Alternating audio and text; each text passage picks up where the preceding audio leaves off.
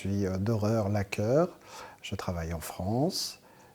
Mon métier consiste à la restauration en conservation du patrimoine et je travaille aussi pour des décorateurs dans la réalisation de mobilier laqué, doré, polychrome, contemporain.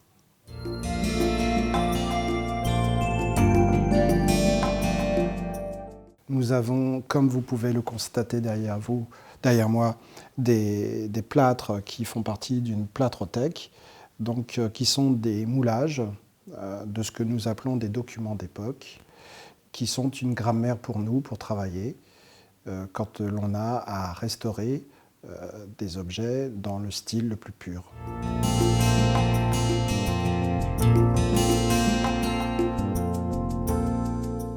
Sinon, les outils, les produits sont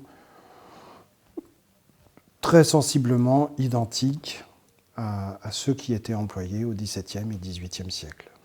Donc, nous avons à l'atelier des livres aussi, Jean-Félix Vatin, Paul Fleury, et des contemporains aussi comme Gilles Perrault, qui ont témoigné par écrit de leur savoir, chacun à leur époque, et donc qui sont un peu la Bible de mon métier.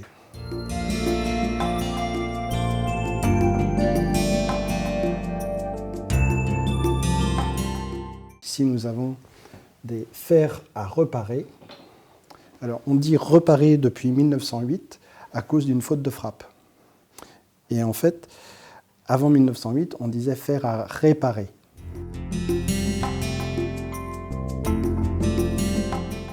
Alors, la meilleure formation, c'est d'avoir la chance de faire les bons ateliers.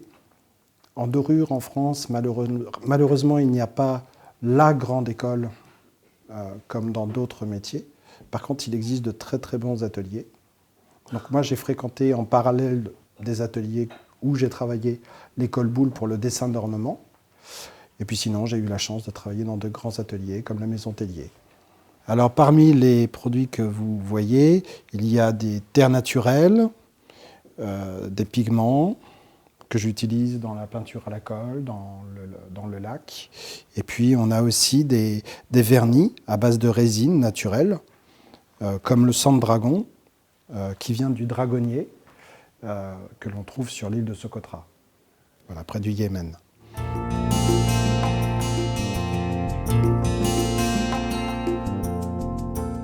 Un autre aspect de mon métier, c'est la création.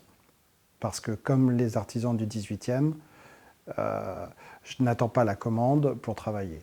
C'est-à-dire que je vais au devant des commandes en proposant à travers une écriture personnelle des réalisations, mais toujours avec des techniques datant du XVIIIe, XVIIe, parfois même jusqu'à la Renaissance italienne. Donc, mon sujet de prédilection, c'est le lac. Donc, vous avez quelques exemples derrière moi, donc avec des feuilles d'or, des feuilles de cuivre, des pigments naturels, de la coquille d'œuf, de la nacre incrustée. C'est-à-dire que le produit, c'est de la laque, et l'objet réalisé, c'est un lac. Et on parle de l'art du lac.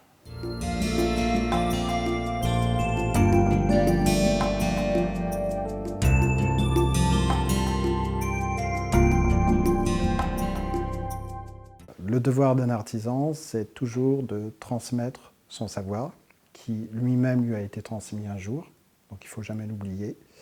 Un artisan qui aurait vécu sans transmettre aurait vécu comme un voleur. Donc le savoir-faire, les techniques, les métiers ne doivent pas disparaître avec les personnes. Donc depuis bientôt 10 ans, j'enseigne la dorure, la polychromie, la laque à quelques élèves qui me font l'honneur de venir. Et certains d'entre eux même se sont mis à leur compte. Donc pour un artisan, c'est mission accomplie. Voilà.